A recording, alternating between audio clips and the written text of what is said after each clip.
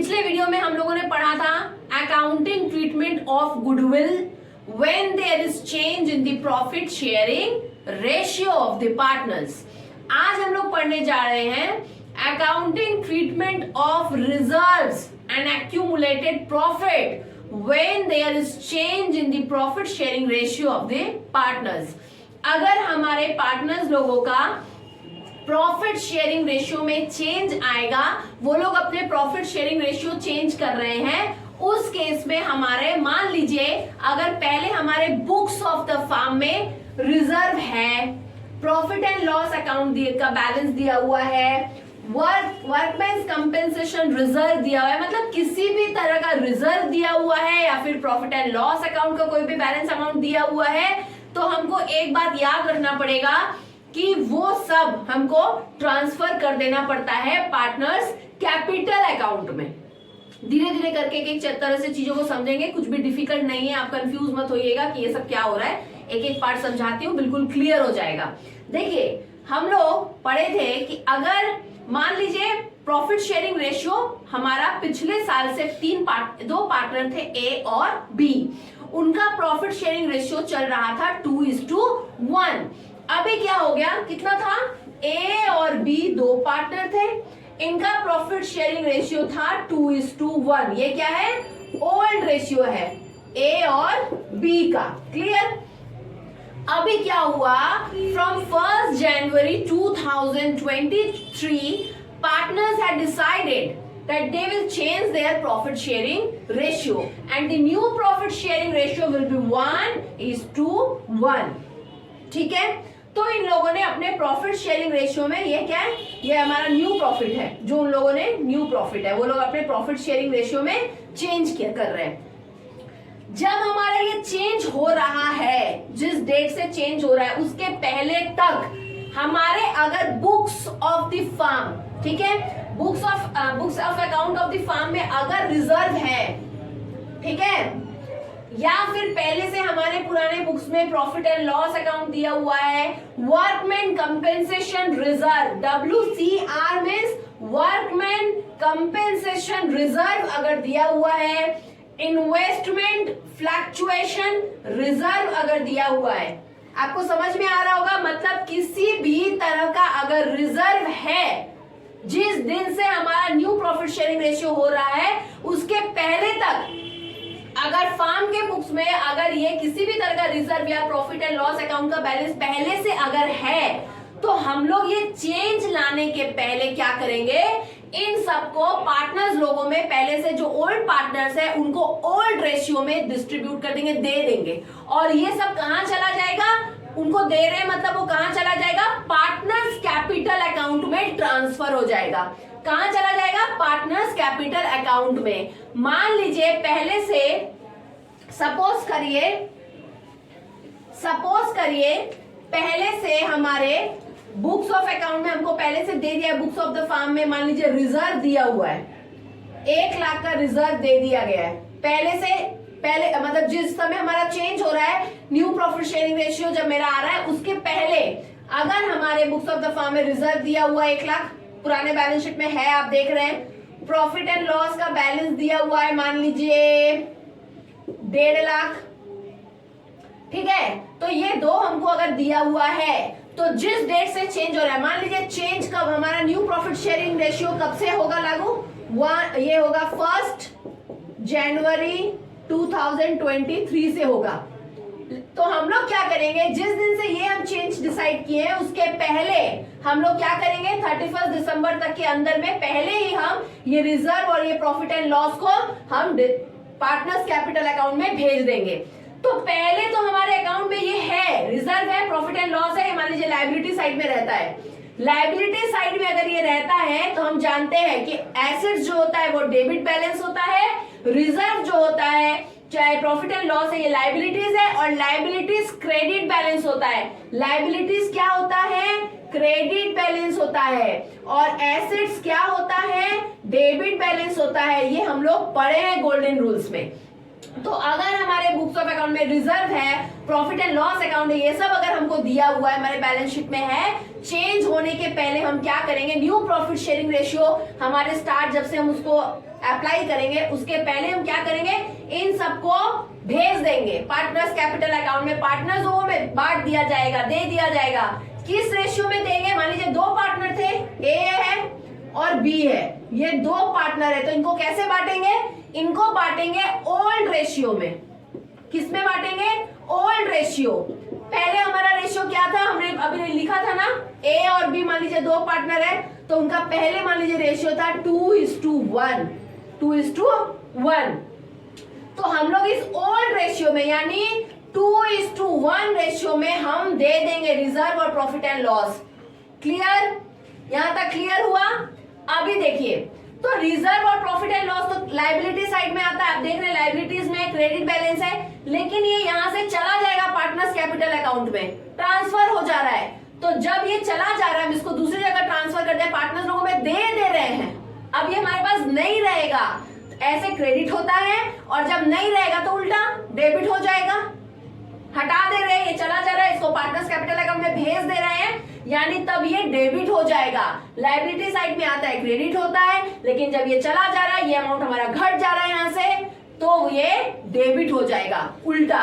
तो इसीलिए देखिए क्या करते हैं हम लोग, अगर हमारे पहले से रिजर्व प्रॉफिट एंड लॉस ये सब बैलेंस है, तो हम पार्टनर्स लोगों में बांट देंगे। किस कैसे बांटेंगे, ओल्ड रेशियो में बांट देंगे। तो जब बांट देंगे तो ये चला जा रहा है, तो जर्नल क्या होगा, ये क्रेडिट होता है, याद रखेंगे, लायबिलिटी साइड में आ रहा है मतलब क्रेडिट होता है, लायबिलिटी क्रेडिट बैलेंस है, और जब ये चला जा रहा है पार्टनर्स लोगों में बढ़ जा रहा है, दे दे रहे हैं, तो ये उल्टा हो जाएगा, ठीक है, डेबिट हो जाएगा। तो रिजर्व अकाउंट डेबिट, अगर रिजर्व रहेगा तो रिजर्व अकाउंट डेबिट गया, अब रिजर्व हमारे पास से, तो ये क्रेडिट से डेबिट हो गया।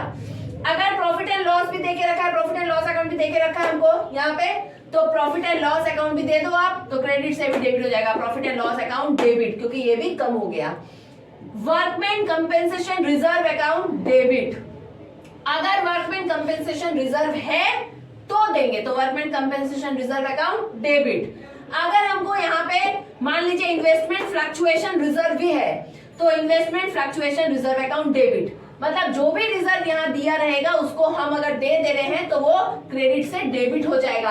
देखिए, अगर आपको याद होगा एक बात, एसेट्स हमने जाना है कि एसेट्स क्या होता है, हमेशा डेबिट बैलेंस होता है हमारा, प्रॉफिट एंड, मान लीजिए प्लांट एंड बिल्डिंग दिया हुआ है, प्लांट एंड बिल्डिंग 1 लाख, लेकिन अगर यही प्लांट एंड मशीनरी, लेकिन अगर इसी प्लांट एंड मशीनरी अगर हमारे पास 10,000 का चला गया, हम बेच दिए, चाहे किसी को दे दिए, चाहे हमारे पास से ये चला गया, सोल्ड हो गया, कुछ भी, तो ये डेबिट होता है। लेकिन जब ये चला गया, अब ये नहीं है, तब इस केस में ये प्लांट एंड मशीनरी हमारा क्या हो जाएगा, क्रेडिट हो जाएगा। मान लीजिए इसको हम सोल्ड कर दिए, बेच दिए, तब क्या प्लांट एंड मशीनरी डेबिट रहेगा, नहीं, बेच दिया मतलब ये चला गया, तब उस केस में प्लांट एंड मशीनरी क्रेडिट हो जाएगा।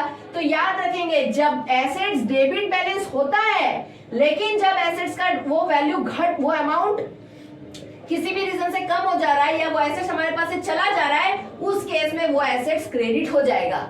ठीक उसी तरह से लायबिलिटीज क्रेडिट होता है, लेकिन अगर वो लायबिलिटीज हमारे पास से चला गया, तो उस केस में वो लायबिलिटीज डेबिट हो जाएगा, या कम हो गया तो हमारा डेबिट हो जाएगा। क्लियर? तो इसीलिए हमने reserve account debit, profit and loss account debit, अगर वर्कमैन कंपेंसेशन है तो वो भी दे दो पार्टनर्स लोगों में, तो workman compensation reserve account debit, investment fluctuation reserve है तो वो भी दे दो, हटा दो, पार्टनर्स लोगों में दे दो, ओल्ड पार्टनर्स में बांट दो ओल्ड रेशियो में, तो workman compensation reserve account debit.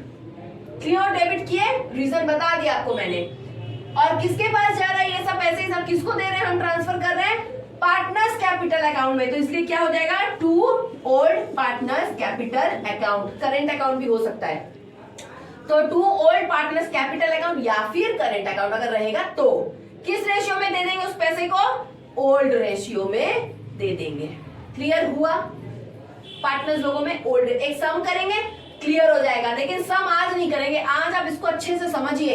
सम मैं आपको कल करवाऊंगी, नेक्स्ट वीडियो में सम डालूंगी, 2 सम बनाएंगे तो बिल्कुल ये कॉन्सेप्ट एकदम क्लियर हो जाने वाला है। ठीक है, बिल्कुल भी टफ नहीं है। देखिए, अब मान लीजिए अगर हमारे पास प्रॉफिट एंड लॉस अकाउंट दिया हुआ है तो इसको डेबिट कर रहे हैं। अब मान लीजिए for transfer of accumulated loss, अगर मान लीजिए एक्यूमुलेटेड लॉस है, हमारे बुक्स ऑफ अकाउंट में, फार्म के बुक्स ऑफ अकाउंट में एक्यूमुलेटेड लॉस है।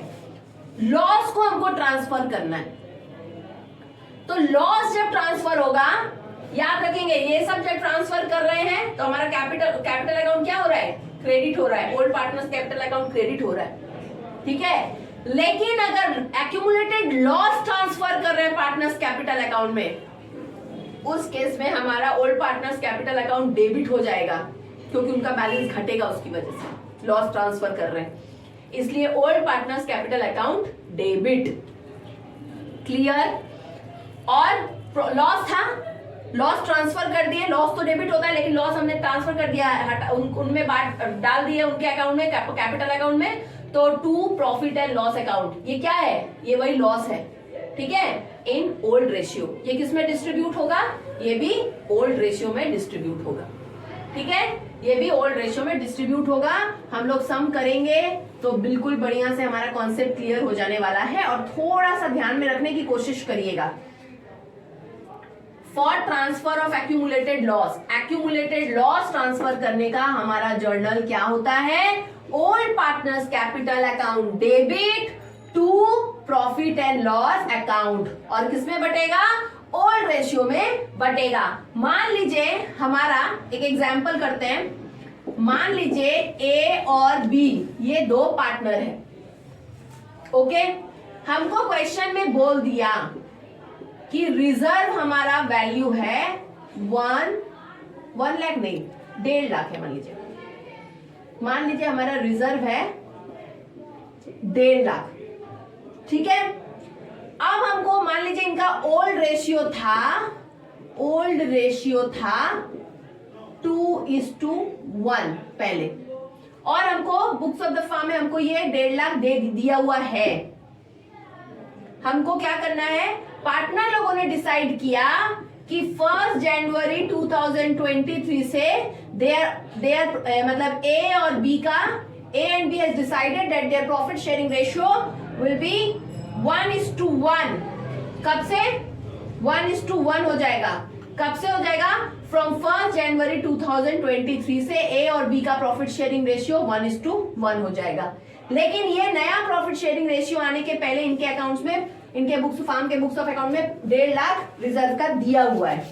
अब हम क्या करेंगे, ये नया जो चेंज आ रहा है उसके पहले इस रिजर्व को ट्रांसफर कर देंगे, ठीक है। तो एक तो ट्रांसफर का एंट्री करवा देती हूं आपको। एंट्री क्या होगा हमारा, ये रिजर्व लायबिलिटी साइड में, तो ये रिजर्व चला जा रहा है, तो ये डेबिट करेंगे। जर्नल मैंने अभी आपको बताया, तो क्या होगा, रिजर्व अकाउंट डेबिट कितना, 1,50,000। क्लियर। किसको दे रहे हैं हम, ए और बी के कैपिटल अकाउंट में ट्रांसफर कर रहे हैं इस रिजर्व के पैसे को, तो 2 एज कैपिटल अकाउंट, ठीक, 2 बीज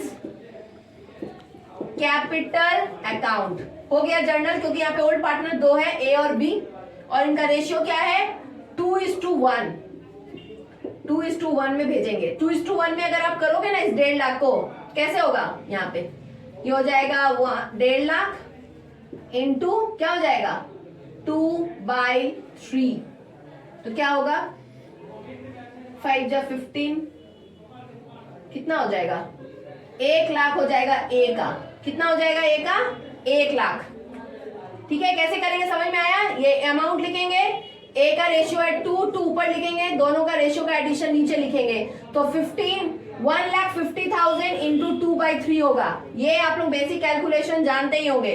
तो कितना हो जाएगा, ए के में आ जाएगा 1 लाख, और बी में तब कितना आ जाएगा, बी में 50,000 होगा। कैलकुलेट करके देखिएगा, कैसे कैलकुलेट करेंगे, 1,50,000 इंटू बी का रेशियो क्या है 1, तो 1,50,000 इंटू 1/3, तो आपका निकल जाएगा। मैंने बांट दिया रिजर्व को, तो एंट्री क्या किया, रिजर्व अकाउंट डेबिट, ये पूरा 1,50,000 टू एस कैपिटल अकाउंट। ए के में कितना आ जाएगा 1 लाख, क्योंकि अगर आप इस 1.5 लाख को रेशियो में करोगे 2:1 रेशियो में, तो ए के हिस्से में आएगा 1 lakh, to B's capital account, B के हिस्से में जाएगा 50,000। हो गया रिजर्व ट्रांसफर का एंट्री। क्लियर, बिल्कुल क्लियर। देख लेंगे, इसको कॉपी में जरूर नोट डाउन करेंगे। अगर नोट डाउन नहीं रहेगा तो बिल्कुल भी आपको बाद में याद नहीं रहेगा, और ये बहुत जरूरी है क्योंकि ये हमको सम्स बनाने में इसकी जरूरत आगे पड़नी है। क्लियर? तो आज का वीडियो इतना ही रहा। नेक्स्ट वीडियो में हम लोग इसके ऊपर कुछ सम्स भी करेंगे ताकि हमारा कॉन्सेप्ट और बेहतर तरीके से क्लियर हो सके। बाय।